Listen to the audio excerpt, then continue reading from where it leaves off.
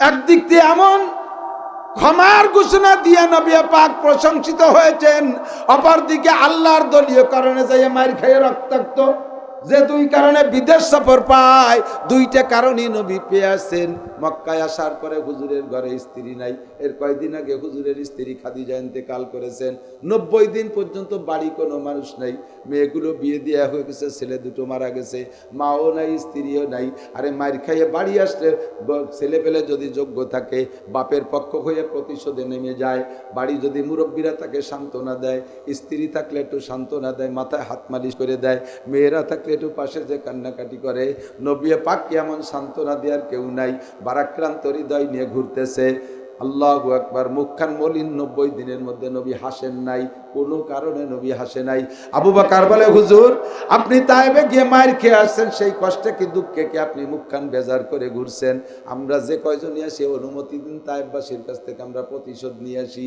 হুজুর কয়, ও আবু বকর তুমি কি বললে? আমি তো রহমাতুল্লিল আলামিন, আমি কাহারও কারণে এমন রাগ করি না। আমি বেজার হইয়াছি একটা চিন্তায়, আমারে মারছে, এই রাগে আল্লাহ পাক তায়েববাসীদেরকে ধ্বংস করে না দেয়। আমারে মারার কারণে তায়েববাসীদেরকে আল্লাহ ধ্বংস করে দিলে আমি নবুয়তি করব কোথায়? এমন করে মক্কিদেরকে মেরে দেবে, আর এক গোষ্ঠীরা মেরে দেবে। আমার গায়ে বেয়াদবি করার কারণে, আমার গায়ে হাত দেওয়ার কারণে আমি সেই চিন্তে আছি, আল্লাহ তাদেরকে ধ্বংস করে না দেয়, সেই জন্য আমি টেনশনে হাসতেছি না। 90 দিন দুশ্চিন্তার পরে যাইয়া রাতের বেলা হুজুরের যারা গেছে, হাজী সাহেব যারা আছে তারা চেনে, হুজুরের বাড়ি হলো সফা মারোয়ার ওই পাশে, সফা মারোয়ার ওই পাশে। আর হুজুরের একটা ফুফু ছিলেন, নাম তার উম্মে হানি। উম্মে হানি রাদিয়াল্লাহু আনহার বাড়ি কাবা ঘরের থেকে মাত্র 30 মিটার পূর্ব দিকে, 30 মিটার, এখন সেটা মসজিদের মধ্যে পড়ে গেছে। এই জায়গা হযরত উম্মে হানির বাড়ি, ছোট্ট একটা ঘর। রাতের বেলা আজকে অস্থির লাগতেছে, ভালোই লাগতেছে না মোটে। আইসে কয়, ফুফু যান, মনের মধ্যে বড় খারাপ লাগতেছে, আজকে আমি আপনার বাড়ি থাকবো। মা যদি থাকতো মার কাছে দাঁড়াইতাম, দাদি থাকলে দাদির কাছে যাইতাম, নানি থাকলে নানির কাছে যাইতাম। মেয়েগুলো যার যার শ্বশুর বাড়ি কোন জায়গা যাব, ফুফু একটু আপনার বাড়ি থাকবো। ফুফু জান কয়, বাবা আমার তো ছোট্ট একটা ঘর, তুমি ঘরের মধ্যে থাকো, আমি বারান্দায় থাকি। হুজুর বললেন, ফুফু যান আপনি মহিলা মানুষ, আপনি বারান্দায় থাকবেন, ঝুঁকি হয়ে যাবে, আমি বারান্দায় থাকি, আপনি ঘরে থাকেন। ফুফু জান কলি যার ফুফু বুকের সাথে জড়িয়ে ধরেকে, বাবা চতুর্দিক দিয়ে তোমার শত্রু, আমার মতো হাজার উম্মে হানিরে মেরে ফেললে কিছু আসে যায় না, তোমার মতো একটা মানুষের গায়ে ফুলের টোকা লাগলেও সহ্য করা কঠিন।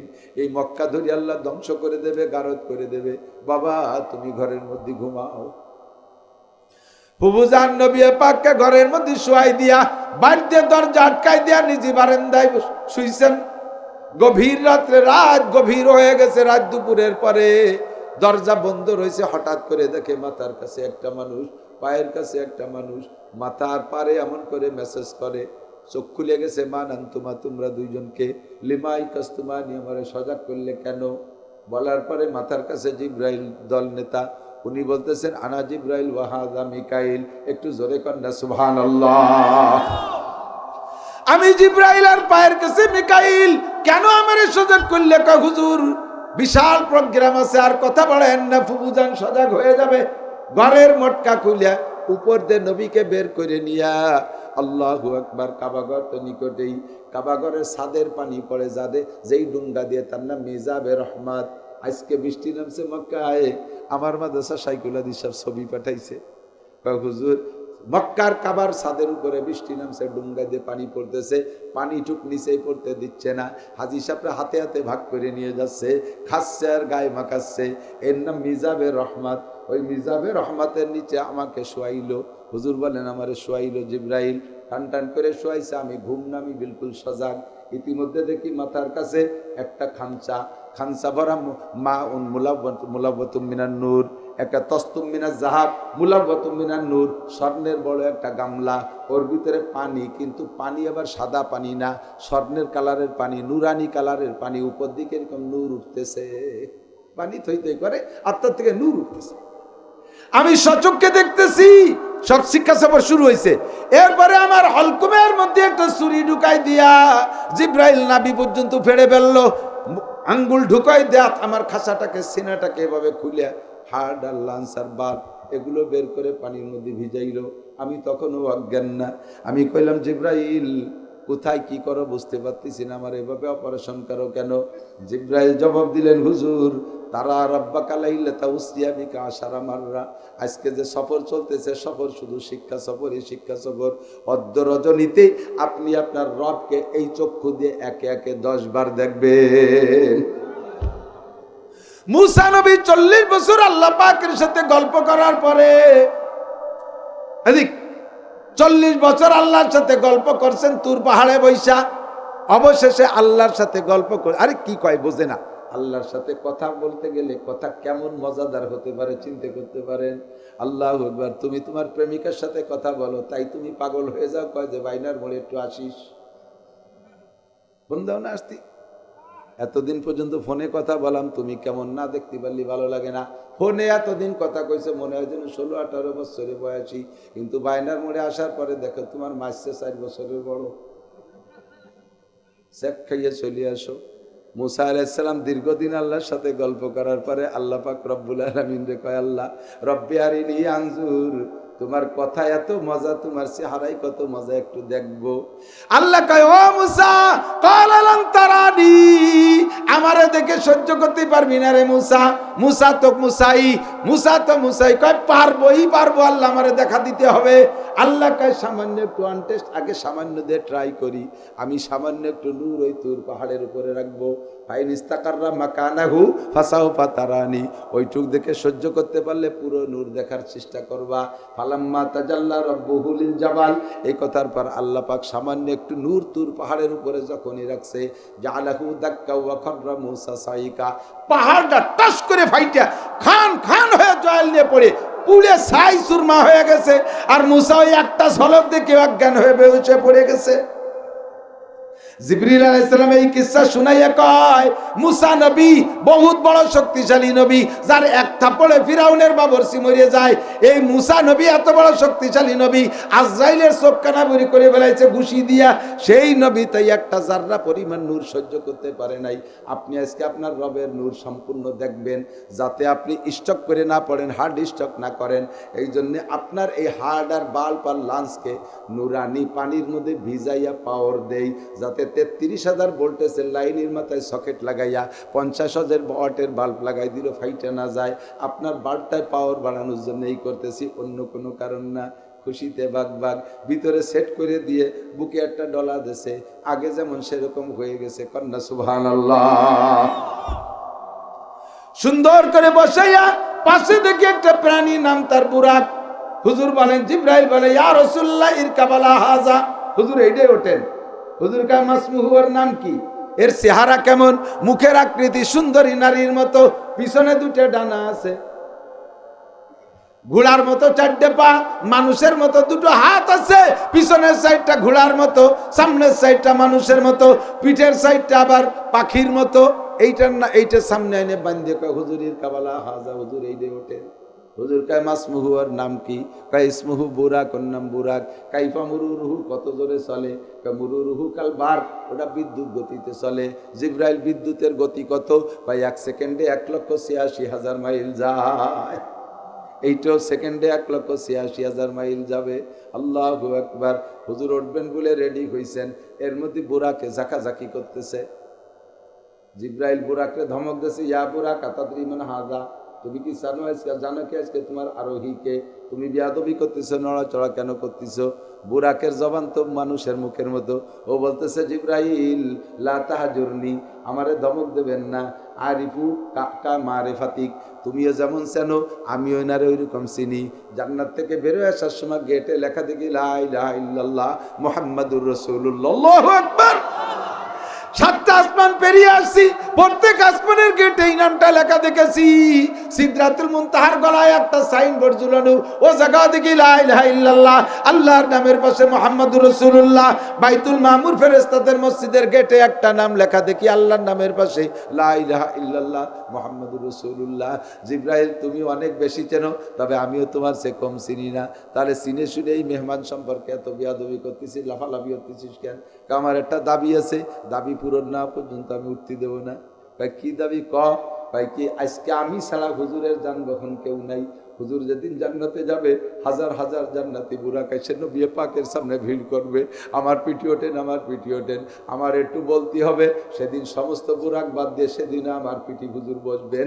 এই কথাটা বললে একটু তৃপ্তি সহকারে বহন করতে পারবো। আল্লাহু আকবার। হুজুর কয় জিবরাইল মা ক্বালা হাযাল বুরাক, এ বুরাকে কয় কি? জিবরাইলকে হুজুর যদিও অ্যানিম্যাল চতুষ্পদ জন্তু, তবে তার বুদ্ধি ঠিক আছে, তার হিসাব নিকাশ ঠিক আছে। তাহলে আমি তার কি জবাব দেব? কয় বলে দেন হুজুর এইটা আপনারও বুরাক, এইটা আপনার দুনিয়ারও বুরাক, আপনি জান্নাতে এই বুরাক ব্যবহার করবেন। এবার হুজুর উঠতে যাইয়া বুরাক একেবারে থেমে গেছে। যখন বুরাকটা এই বলছে, বুরাক খুশিতে একেবারে জমে গেছে, পাথরের ওটা নড়াচড়া নাই। হুজুর উঠবেন, এর মধ্যে হুজুর ব্রেক করেছে। হুজুর তাড়াতাড়ি ওঠেন, সময় কম। কয় না জিবরাইল উঠা যাবে না। কয় কেন উঠবেন না? কয় আমি আজকে বুরাক পাইয়া একা একা বুরাকে উঠবো, আমার সমস্ত উম্মতের বুরাক কই? এই উম্মতের বুরাক আছে নাকি এই সুসংবাদ আমারে শোনাও, নইলে আমি একা বুরাকে উঠতে পারবো না। রহমাতুল্লিল আলামিন কাকে বলে? আরে আমার দেশের নেতারাই একা পাইয়া গোপনে জুত করে খাইয়ে বেলায়। তারা আবার বড় বড় ভাগা ভাগা নেতা, কতক্ষণ বিদেশ সফর পাইছে একা চলে যায়, পাঙ্কু পুঙ্কু কতগুলো নিয়ে যায়, আসল মানুষগুলো চান্স পায় না। আমার নবী কয় আমার সব উম্মতের বুরাকের ফয়সালা না হলে উঠবো না। জিবরাইল কয় হুজুর আমি নিজে চোখে দেখে আসি, আপনার প্রত্যেকটা উম্মতের নামে এক একটা করে বুরাক বরাদ্দ আছে।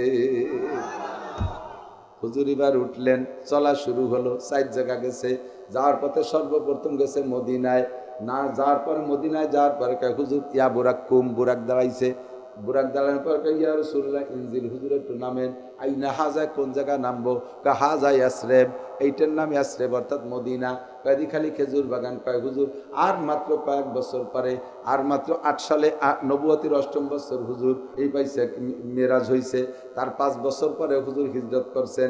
কয় হুজুর আর মাত্র 5 বছর পরে এইটা হবে আপনার দারুল হিজরাত, এই জায়গা আপনি আসবেন, এই জায়গা মসজিদে নবাবী হবে, এই যে আবু আইয়ুব আনসারীর বাড়ি, এই যে সব কিছু সব দেখাইছেন। শিক্ষা সফর তো, হুজুরকে সব শিখাচ্ছেন। হুজুরকে এত সুন্দর কিসসা তুমি আমারে জানাইলে জিবরাইল, তাহলে আমি কি দিয়ে শুকর আদায় করবো? কয় সল্লি রাকাতাইন, তাহলে 2 রাকাত নামাজ পড়ে দেন, আল্লাহ খুশি হয়ে যাবে। বলেন না সুবহানাল্লাহ। সাল্লা রাকাতাইন, 2 রাকাত নামাজ পড়েছেন। ওখান থেকে চলে গেছে ইসরাইল। ইসরায়েলের যে জায়গার বর্তমানে ওরা নাম কয় বেতেলহাম, কিতাবের ভাষায় বলে বাইতুল্লাহাম। ওই জায়গা হযরত ঈসা আলাইহিস সালামের জন্মস্থান। ওখানে নিয়ে বুরাককে দাঁড় করে বলে বুরাক দাঁড়াও। হুজুরকে বলছে যে হুজুর নামেন। হুজুর বলেন এ কোন জায়গা নামবো? কয় যে এটা বাইতুল্লাহাম। বাইতুল্লাহাম কি? এই জায়গা মাউলিদ ঈসা আলাইহিস সালাম, এইটা ঈসা নবীর জন্মস্থান। এই যে এই কুয়ো ঈসা আলাইহিস সালামের পায়ের আঘাতে এখান থেকে পানি বের হয়েছিল, সেই পানি এই যে একটু আপনি খান। হুজুর পানি খাইলেন, সেই মরা খেজুর গাছটা রয়ে গেছে। হুজুর কয়, জিবরাইল বলে এই খেজুর গাছের মাথায় খেজুর ছিল না। মারিয়াম বাচ্চা ডেলিভারির পরে আল্লাহ বললেন ওয়াহুজ্জি বিজিজিন নাকলাতি তুসাকিত আলাইকি রুতাবান জানিয়া। আল্লাহু আকবার। এই গাছে মারিয়াম ধাক্কা মারছে, 42 বাংলা সেরে 42 খেজুর একে ঝাঁকিতে পড়ছে সেই গাছের থেকে। হুজুরকে যখন নেছে ওই গাছে খেজুর ছিল না। হুজুরে জিবরাইলকে হুজুর আপনি একটা ঝাঁকি দেন, দেখবেন খেজুর পড়বে। হুজুরও ঝাঁকি দিয়েছে, খেজুর পড়ছে। কয় হুজুর খান। খাইলেন, সবকিছু দেখাইলেন, পরাণ বেড়ে গেছে, জুড়াই গেছে, কলিজা ঠান্ডা হয়ে গেছে। তাহলে এত সুন্দর শিক্ষা সফর, 2 রাকাত নামাজ পড়ি। 2 রাকাত নামাজ পড়ে এরপরে রওনা দিয়েছে, চলে গেছে। যাইতে যাইতে যাইতে যাইতে বহুদূর যাইয়া সিরিয়ার ভিতরে মাদায়েন, বুরাককে দাঁড় করে বলে বুরাক দাঁড়াও। মাদায়েন যে বুরাককে নামায় দাঁড় করাইয়া বলে হুজুর একটু নামেন। কয় কোন জায়গা? কয় এটা আপনার তাওই বাড়ি। কি বাড়ি? হুজুর কয় বোন বিয়ে দিলি তাই বাড়ি হয়, ভাই বিয়ে দিলি তাই বাড়ি। আমার তো ভাই বোন কিছু নাই, কারে বিয়ে দিয়ে তাই বাড়ি বানালাম। কয় মুসা আলাইহিস সালাম আপনার কি হয়? কয় যে আমার তো নবুয়তি ভাই হয়। কয় এই যে তো মুসা আলাইহিস সালামের শ্বশুর বাড়ি, সোহাইব আলাইহিস সালামের বাড়ি। মাদায়েন কয় যে আপনার তাই বাড়ি, আপনার ভাই শ্বশুর বাড়ি। খুশিতে ভাগ ভাগ। কয় যে এই কুয়োর মধ্যে থেকে মুসা আলাইহিস সালাম ইন্দারা কূপের থেকে বালতি ভরে পানি উঠে ওনার শ্বশুর বাড়ির ছাগলদের খাওয়াইছিল, সেই পানি এখনো আছে। হুজুর যে সময় গিয়েছিলেন দেখে খুশি হইয়া সাল্লা রাকাতাইন 2 রাকাত পড়লেন। এর নাম হলো শিক্ষা সফর। ওখান থেকে চলে গেছে সেই মুসা আলাইহিস সালাম তুর পাহাড়ে। ওই জায়গা যায় বুরাকরে আবার দাঁড় করে বলে বুরাক দাঁড়াও। হুজুরকে বলে নামেন। কোন জায়গা কয় হাজাতুর, এই পাহাড়ে আল্লাহ পাক নূর নাজিল করেছিলেন, ওই পাহাড় ছাই হয়ে গেছে, সুরমা হয়ে গেছে। হুজুরকে যদি শক্ত শক্ত দেয়া যায়, জিব্রাইলকে হুজুর সিমটি দিয়ে দেখেন, সিমটি যখন দেশে গায় হাতের ভিতরে একেবারে পাউডার পাউডার, এদি সিক করে, এই পাথরের মধ্যে আল্লাহ নূর ছাড়ছে বিদায় পাথরের দানার মধ্যে সিক করে, এর মধ্যে আল্লাহ নূর চমকায়। ওখান থেকে একটু চোখে লাগান, দেখবে চোখের পাওয়ার ভালো হয়ে গেছে, বেড়ে গেছে। হুজুর ওখান থেকে এক সিমটি চোখের মধ্যে লাগাইলেন। হুজুরকে আমি দিনে যেমন দেখতাম, তারপরে রাতে তার চাইতে বেশি দেখা শুরু করছি। খালি শিক্ষা।